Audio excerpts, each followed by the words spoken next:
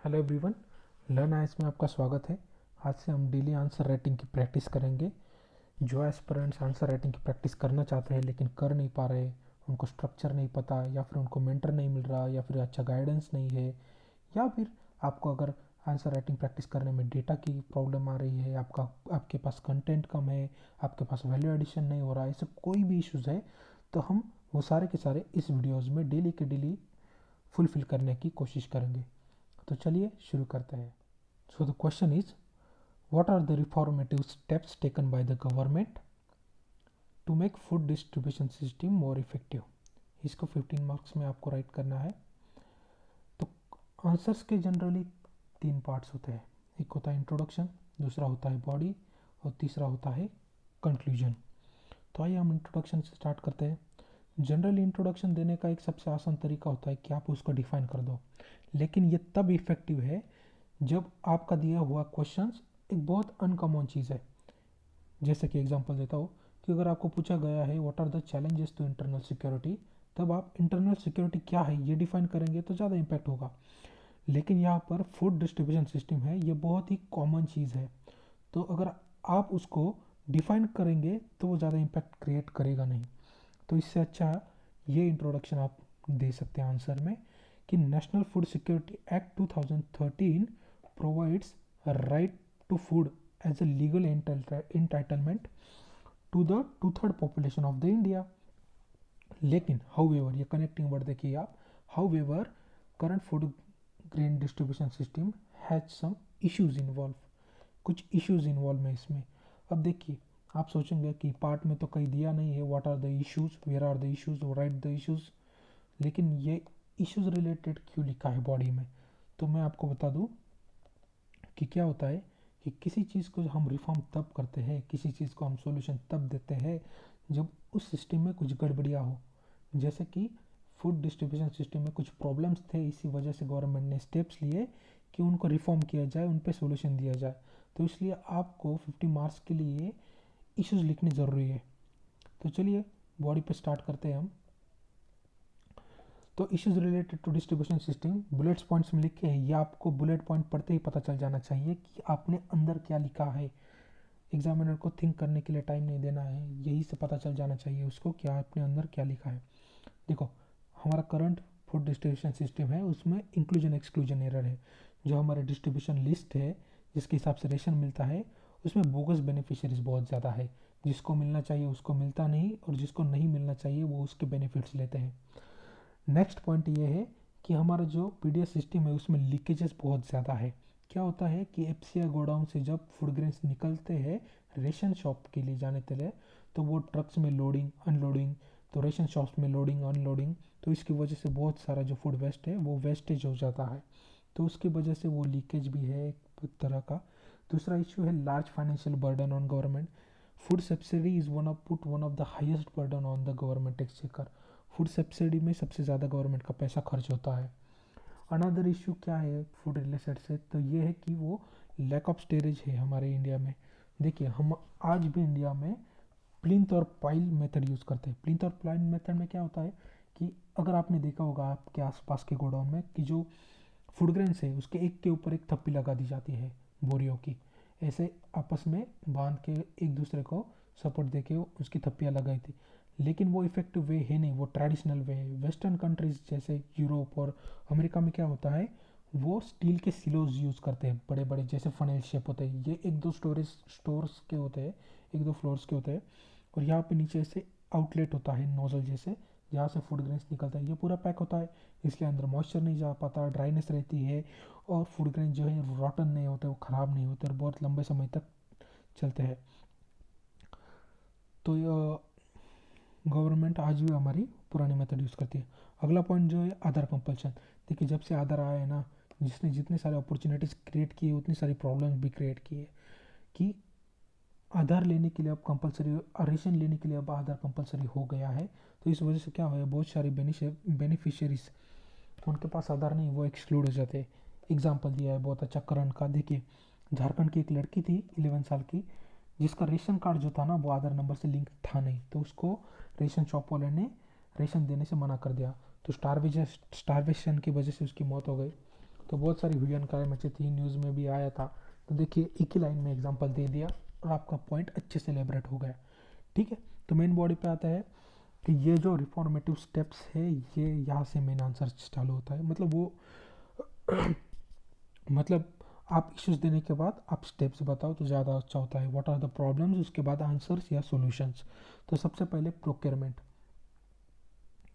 Procurement इसलिए क्योंकि देखो अब स्टेप बाय स्टेप जाओगे तो आपका आंसर अपने आप बिल्ट होगा। देखो सबसे पहले फूड ग्रेन्स प्रोक्योर होते हैं तो वहाँ पर कौन से रिफॉर्म चाहिए। उसके बाद उसके पास स्टॉकिंग और स्टोरेज किए जाते हैं फूड ग्रेन्स पर, तो वहाँ पर कौन से रिफॉर्म चाहिए। और एंड में वो जो फूड ग्रेन्स है वो डिस्ट्रीब्यूट होते हैं तो वहाँ पर कौन से रिफॉर्म चाहिए। तो आप इसे एक स्टेप बाय स्टेप फ्रेमवर्क में लिखोगे तो आप अच्छे मार्क्स फेच कर पाओगे। तो चलिए प्रोक्योरमेंट में पैन इंडिया प्रोक्योरमेंट, पहले एफसीआई जो थी पंजाब हरियाणा ऐसे गिने चुने स्टेट से ही प्रोक्योर करती थी, इसलिए बाकी स्टेट के जो फूड ग्रेन थे वो ख़राब हो जाते थे पड़े पड़े।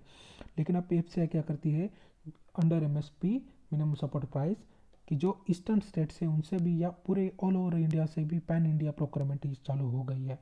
दूसरा रिफॉर्म स्टॉकिंग और स्टोरेज से रिलेटेड ये है कि अब गवर्नमेंट थोड़ी थोड़ी मॉडर्न टेक्नोलॉजीज़ का यूज़ करने लगी है to prevent rotting of the food grains.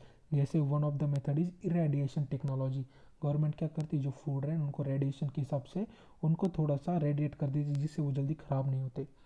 दूसरा है गवर्नमेंट ने ऑनलाइन मॉनिटरिंग सिस्टम चालू कर दी है कि जो ऑपरेशन है एफसीआई गोडाउंस के वो ऑनलाइन आ गए हैं जिसकी वजह से लीकेज को चेक किया जा सकता है।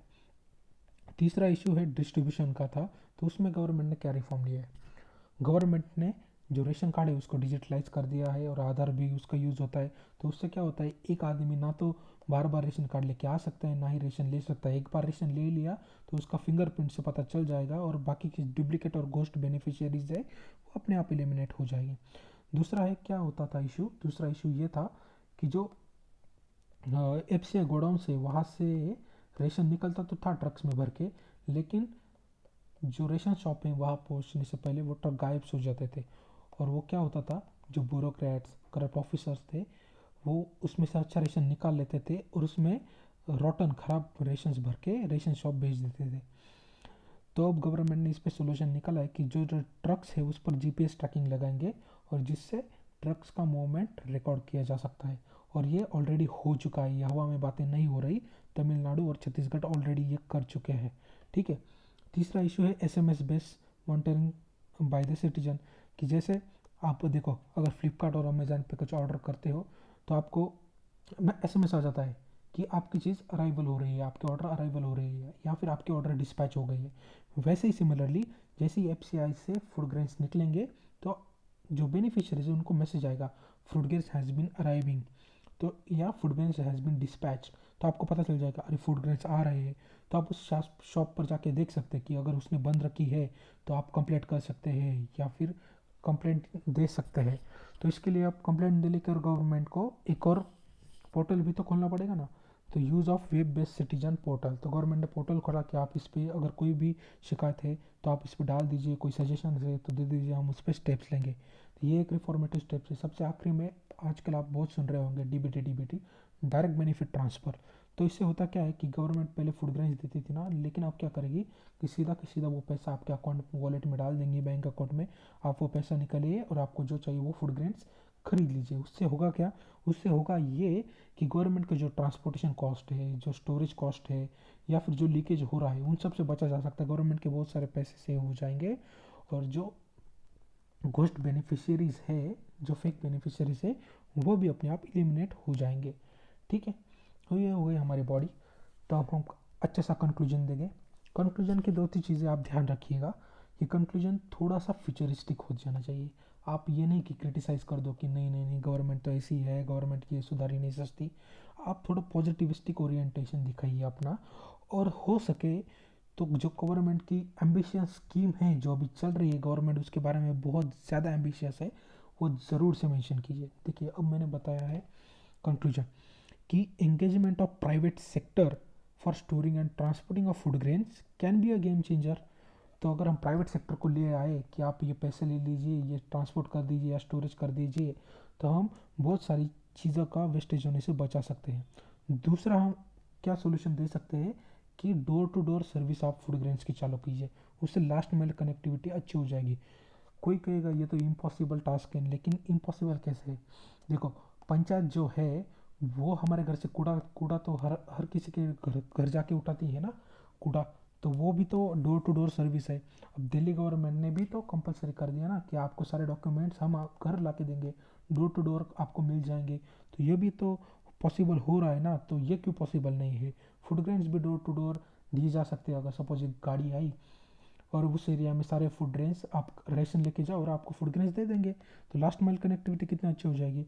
और रिसेंटली गवर्नमेंट ने एक स्कीम अनाउंस की है, one nation one ration card scheme. तो उससे क्या होगा कि पहले क्या होता था कि देखिए, एक बिहार का मजदूर है, वो दिल्ली में काम करने जाता है, उसके पास रेशन कार्ड है, लेकिन वो बिहार का रेशन कार्ड है, वो दिल्ली में यूज़ नहीं कर सकता, उसको रेशन नहीं मिल सकते वहाँ। तो अब वन रेशन कार्ड के अंडर कि पूरा देश एक ही रेशन कार्ड यूज़ करेगा, ठीक है? तो पूरा देश एक ही रेशन कार्ड यूज़ करेगा, तो बिहार का मजदूर दिल्ली में भी अपने रेशन कार्ड पर रेशन ले सकता है, उसे कोई दिक्कत नहीं आएगी। तो उससे जो माइग्रेंट्स वर्कर है वो भी फूड ग्रेन्स का बेनिफिट उठा सकते हैं, और ये बहुत अच्छी स्टेप्स है, ठीक है? तो बस यही था आंसर राइटिंग डिस्कशन। तो यही होता है एक मॉडल आंसर। आपको अगर इसकी पीडीएफ चाहिए तो आपको टेलीग्राम चैनल पे मिल जाएंगी। हमारा टेलीग्राम चैनल है लर्न आईएएस। ये टेलीग्राम चैनल आप ज्वाइन कर लीजिए, यहाँ पर डेली की डेली आपको ये सारे डिस्कशन की पीडीएफ्स मिल जाएंगी। Thank you so much for the discussion.